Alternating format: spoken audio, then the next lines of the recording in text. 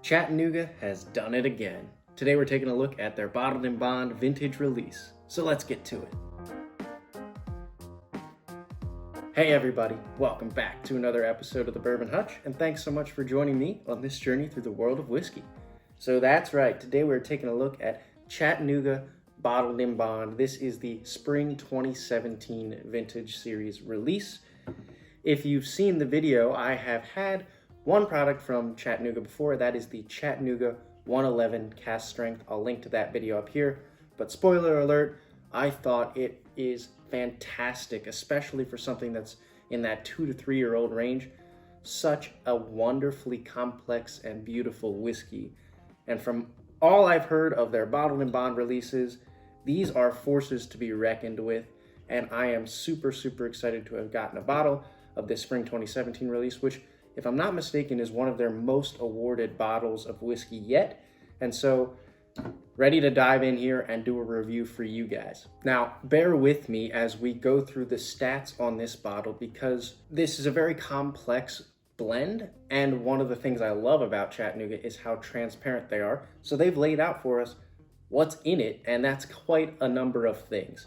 So this is a blend of 4 different whiskeys. And I've actually got notes because this is so complex that I need a little something to help me go through it. So obviously it's Bottled in Bond, which means it's at least 4-year-old whiskey in here. It is at 100 proof and would have been all distilled in one single distilling season, which is about 6 months in length. But here's what's actually in the bottle itself. So there's 4 different whiskeys, like I said. Whiskey number 1 is batch 1, which is 17% of this blend. It has yellow corn, rye malt, caramel rye malt, honey malt, and it's finished in bourbon casks. So already a pretty complex one. Batch 4 is the second whiskey, and that is also 17% of the blend. That has corn, peated malt, honey malt, golden naked oat malt, very interesting, and this one is finished in Islay Scotch barrels. So a peatedness that's going to be added to this is going to be super interesting to see if we can pull out any of that and some smoky elements. Next whiskey, third whiskey, is called Batch 5, and it's 33% of this particular blend. That's just got corn, dark wheat malt, caramel wheat malt, oak smoked wheat malt, another interesting one, and this one is also finished in bourbon casks. And then last but not least, there's just one single barrel number 55, that went into this blend, and that is 33% of the full blend.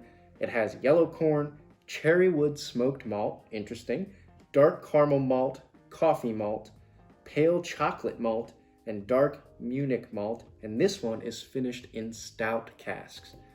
So wow, I mean that is, I'm gonna put these notes aside, but man, that is the most complex blend I think I've ever heard of.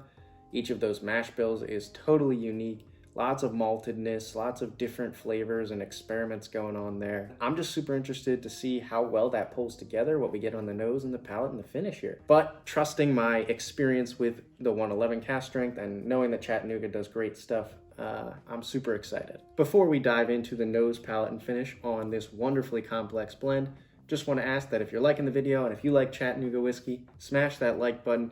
And also consider hitting that subscribe button.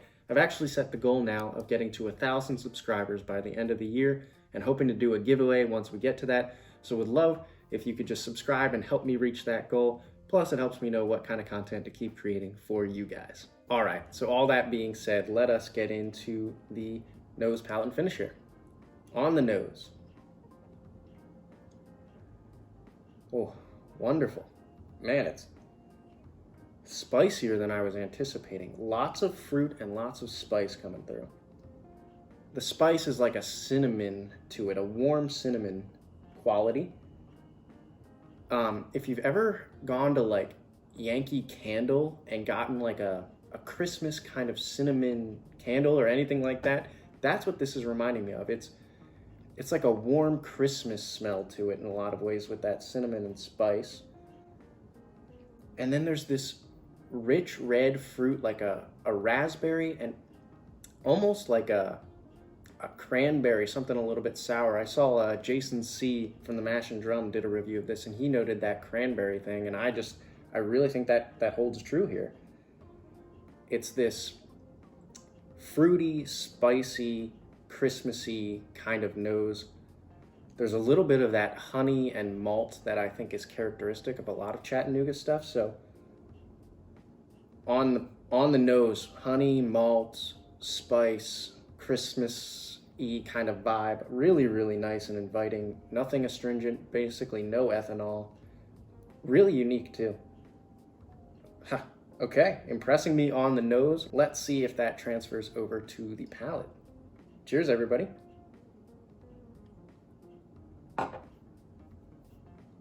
Okay, wow.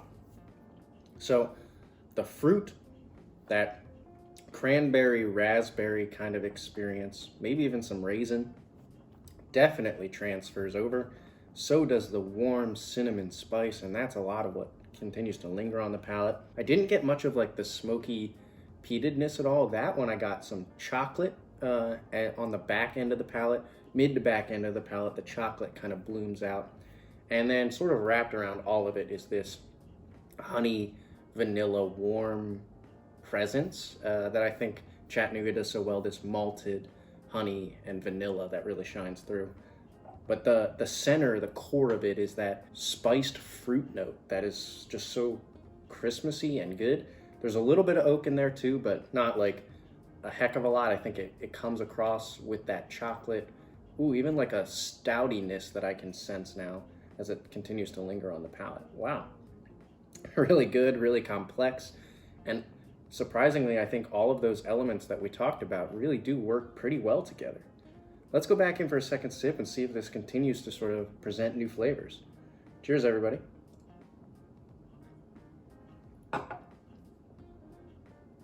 Okay. Very similar experience there on the second sip. I do think the spice was toned down a little bit just because it's coated my palate at this point.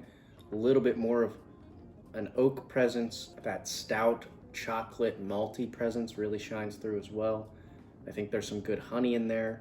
It's not like the cinnamon and fruit went away. I just think that those darker elements sort of overtook that sip a little bit more. So the first sip was a lot more fruity and spicy, like I got on the nose. Second sip allowed some more dark, rich flavors to come through. If there's anything I'm going to potentially knock this bourbon for, it's that the finish isn't the longest finish in the world. There's some good spice lingering, but let's actually go back in for a third sip and evaluate that. I would just say that right now I'm sensing that that's sort of it's a shorter, medium finish, you know, it's not super long. But let's evaluate it now. Cheers, everybody. Okay. Yeah, so that sip got the spice bloomed back up, and I got a lot more baking spice and red fruit again. Still, those other elements are present. There's maybe the tiniest touch of like a saltiness that could be coming from the peat, just something a little bit savory that I got more toward the back end of that sip. And then I would say the finish is mostly like a cinnamon spice and honey vanilla experience, which is really, really delightful. I think the spice sticks around the longest. Again, I'm not saying it's the longest finish ever. I'd say actually that now that I evaluate it, it's probably more like solidly medium to medium long. So a really good finish, just not the longest ever. Overall, I have almost nothing negative to say about this whiskey. I can't believe how many complex elements have just been beautifully blended together here. And man, it just makes you think, like, what is Chattanooga whiskey gonna be like in 5-6 more years? Like, this is 4-year-old stuff. What's it gonna be like when they have 10-year-old stuff? What's it gonna be like even when they have 8-year-old stuff? Gotta put the glass down and just talk to you guys here. I've had 2 things from Chattanooga whiskey, right? And both of them have just completely wowed me. I can't be more excited. I don't know if there's a distillery I'm more excited about for the future. And it just is a reminder, I gotta go out and get the 91 proof. They have a rye I wanna try. And basically, sign me up for anything that they release. One thing I neglected to say in the very beginning was this is a $50 bottled and bond bourbon. If you think about most small craft distilleries releasing stuff, they're probably going to place that's at 70, 75, especially at this quality. And I'm just so happy that it's at 50 and relatively accessible for us who are just exploring lots of bourbon in this and whiskey in this whiskey world. So anyway, I will get off the soapbox in a second, but couldn't leave this video without saying that I just think that Chattanooga whiskey is one of, if not for me, the most exciting craft distillery out there these days. That wraps up everything I think I have to say about this release. Wonderfully complex, all great flavors, beautifully blended together. Only thing is maybe the finish isn't as long as it could be, but it's just such a great sipper that you just want to go back in for the next sip anyway. So that's Chattanooga Bottled and Bond Spring Release 2017. I see why it's highly awarded and highly thought of. Really, really good bottle, and sign me up. Hopefully you'll be looking out too for any future Chattanooga releases. Put down in the comments below if you've had any experiences with Chattanooga Bottled and Bond and what they were like. What's your favorite release been so far, and should I be hunting that one? Thanks everybody for watching, and until I see you guys again for another video, all I can say is keep drinking dang good whiskey and cheers.